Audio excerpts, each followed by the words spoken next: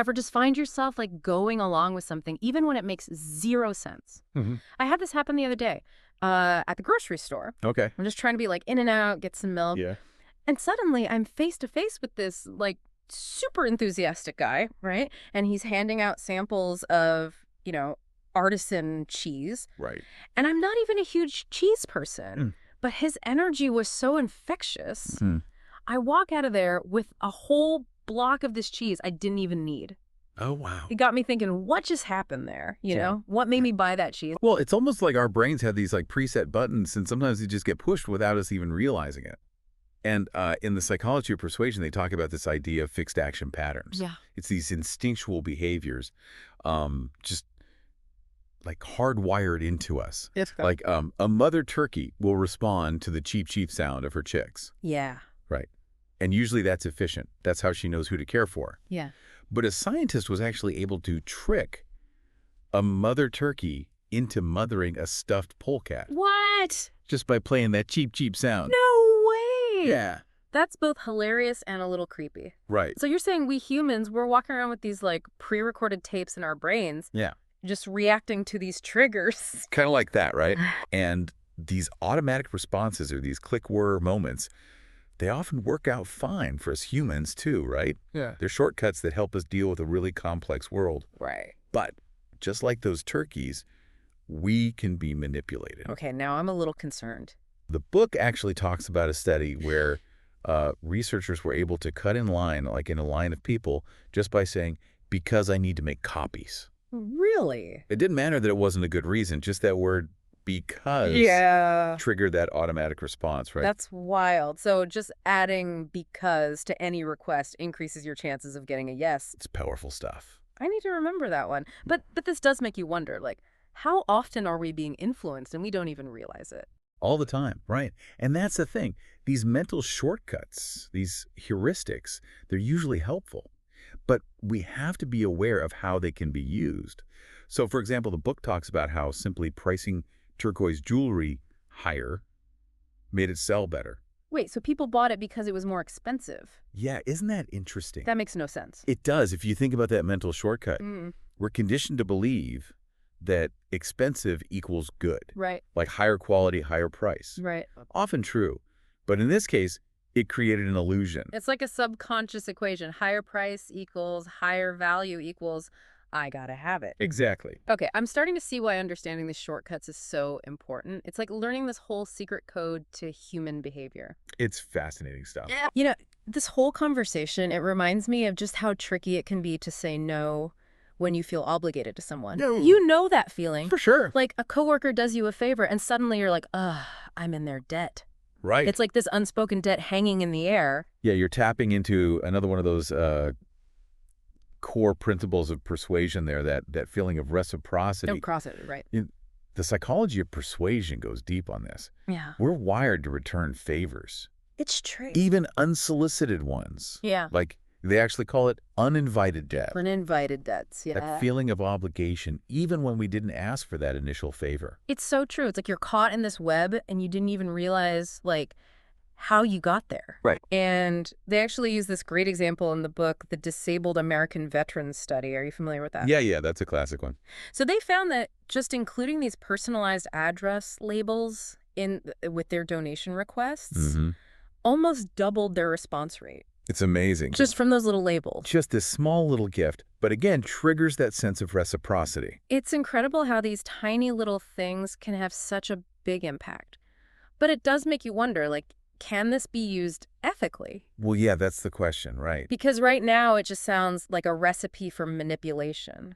Well, it can be. That's why I think it's interesting how the example of the Hare Krishna Society. Oh, yeah. Tell me about that. So you remember how they used to like hand out flowers in airports? Right. And then they would ask for a donation. Yeah. Now, they were definitely playing on that. Yeah, a little bit. A little bit, maybe exploiting that a little bit, right? Yeah. It always felt a little icky to me, to be honest. Yeah, I think people started to catch on. Yeah, because you're stuck with this flower. Like, I didn't ask for this flower. Right, exactly.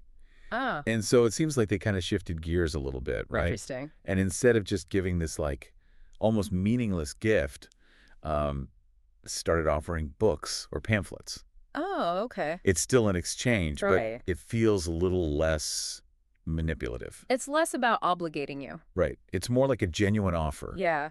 There's a difference between feeling like you've chosen something Right. versus you're now obligated. Exactly. And that brings us to this whole other idea of commitment and consistency, Yes, because it's amazing how even these small commitments can have this ripple effect. it's true. It's like we have this very deep need to be consistent with what we say and what we do. Totally. The things that we believe. And the book actually highlights this through this incredible story of the American POWs in the Korean War. Okay, yeah. It turns out that the Chinese were very adept at getting these soldiers to collaborate without using, any sort of physical torture, anything like that. Okay. Really understanding this power of small commitments. Okay, now I'm intrigued because how do you get someone to betray their country with just a small commitment? That's wild. Right. It's fascinating, isn't it? It started with something as simple as just getting them to write down pro-communist statements.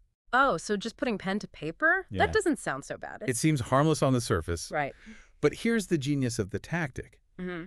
That act of writing it down, seeing their own words, it starts to subtly shift their self-perception. Oh, wow. So the Chinese, they would take these statements and they would use them in all sorts of ways. Sometimes they would post them publicly. Oh, wow. They would even have the POWs read their statements aloud to others. Oh, man. That's like next level. Right. It's like they're being trapped by their own words. Yes. And the more these statements are out there, the more the POWs start to see themselves as, well, maybe I do align with these ideals, Right. even in this small way. It's like shifting your own self-image. Wow. Exactly. Yeah. And it's this need to be consistent, right, with what we've already said and done. So powerful. That makes us more open to further influence. Oh, that is both ingenious and a little terrifying. It is, isn't it? Because it makes you realize how slippery of a slope these small commitments can be. Right. But you're saying this applies to everyday life, Of course. not just these like crazy extreme situations. Think about it. Have you ever, made a New Year's resolution? Oh, yeah. And even though you weren't really feeling it a few weeks in, you stuck with it just because you said you would. Oh, all the time. Like, I gave my word. I got to see this through. Right. Exactly. It's like you're accountable to your past self. Exactly. And it's not just our own personal commitments. Mm. The book even gives the example of how toy companies use this around Christmas time. Wait, toy companies. Okay, I have to hear this one. What do toys have to do with commitment and consistency? Okay. So, those must-have toys that are always sold out before Christmas? Right, right. Every year there's one. Yeah. So the book explains that sometimes this is actually a deliberate strategy. No way. Are you serious? Yeah. So they create this artificial shortage. Well, it happens, yeah. But why would they do that? Because it plays on this. Yeah. They get the parents to promise the kids the hottest toy, Okay. right? And then they make it seem like it's sold out everywhere. Oh my gosh. So what do the parents do? They buy other toys to kind of, Right. as substitutes, Oh. the company's other products. Right. But then what happens right after Christmas? What? They start advertising the sold-out toy again. Oh, stop it. That is so sneaky. Right. So good. So now the kids are even more desperate for that toy. Right. And the parents feel even more obligated to deliver. Oh my gosh. So they're playing on the scarcity, but they're also playing on the parents need to keep their word. Exactly. That is evil genius. It's a win-win for the toy company. Yeah. But it just shows how this principle can be used in ways that, we might not always expect. This is going to give me so much to think about the next time I see a sold out sign. Right. Is this for real or am I being played? Exactly. It's kind of like they're creating this, I don't know, this sense of desire by making it seem like there's less of it, right? Exactly. It plays on that fear of missing out. And this actually connects to another one of these powerful principles of persuasion. Social proof. Social proof. Right. So we tend to look to others for cues on how to behave, Right. Especially in uncertain situations. Right. So if everyone else wants it, it must be good. Oh, 100%. It's like that whole thing, if everyone jumped off a bridge. Right. But seriously, I've definitely fallen for that before. I remember those shoes last year that were everyone had to have them. Yeah. And so naturally, I bought them. They were so uncomfortable. I wore them once. Yeah, but everyone else was wearing them. And that's a perfect example, right? And it's not just about buying things. it can even influence our emotions, our reactions to things. Really? So, for example, the book actually brings up laugh tracks on TV shows. Oh, yeah, yeah. Incredibly common. Right. Even though most people find them super annoying. Oh, I hate those. I can't stand laugh tracks. Like, it's so distracting. They're super distracting. But they work. They work because they tap into that need for conformity, right? We hear other people laughing, so our brains are like, well, this must be funny. Like, it's hijacking your natural response. It makes Yeah. you start to think, like, what other, like, subconscious influences are shaping the way we see the world, especially when you think about, like, the darker side of social proof, like the bystander effect. Right, yeah. That's a really, it's a more serious example, right, where it can actually have really, really negative consequences. So the book talks about this, the Kitty Genovese murder. Yeah. I'm sure you've heard of this horrifying story where this young woman was attacked. And even though there were all these bystanders who witnessed what was happening, They didn't do any? nobody intervened. Yeah. That's the one where they heard the screams and nobody called the police. Yes, Yeah. exactly. Yeah. And so, there's obviously a lot of factors at play in a situation that's complex like that. But the researchers, Latane and Darley, they actually found that social proof played a big part. So the presence of other bystanders actually made individuals less likely to take action. So it's like, instead of it being this thing where, there's more people, so you feel more of a sense of responsibility, it's almost like, oh, someone else will do it. Exactly. It's like a diffusion of responsibility. Exactly. It's like everyone's looking to everyone else for a cue. Right. And when no one's acting, Right. it creates this powerful sense of, well, maybe I shouldn't either. Right. Like, it's normal, so it must be okay. Exactly. Yeah. Wow. Well, this has been a really eye-opening deep dive. Yeah. It's a little unnerving to realize just how susceptible we are to all these, like, subtle influences, often without even realizing it. Yeah. And that's the thing, is that this book, The Psychology of Persuasion, it's not about, becoming immune to persuasion. Right. Because that's impossible. Yeah, right, We're yeah. always going to be influenced by these things. Right. But it's more about understanding these principles so you can recognize them and then make more conscious choices. Right. Yeah. And, they say one of the biggest things is pay attention to your emotions. If you ever feel pressured or you feel manipulated, that's when you take a step back and just ask yourself, why?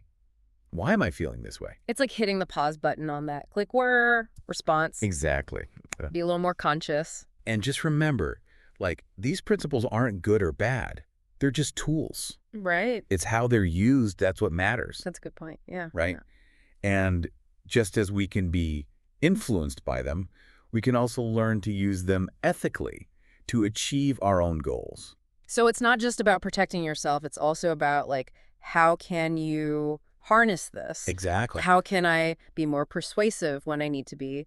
Or just, yeah, like you said, be more aware of how my own decisions are being shaped. Exactly. That all starts with awareness, I guess. Well said. Well said. To our listener, think about, like, how do these principles show up in your life? Are there times when you've been, like, influenced and you didn't even realize it, or times when you've used these principles to your advantage, maybe without even knowing it? Right. It's an ongoing exploration, but hopefully this deep dive has given you a few things to think about.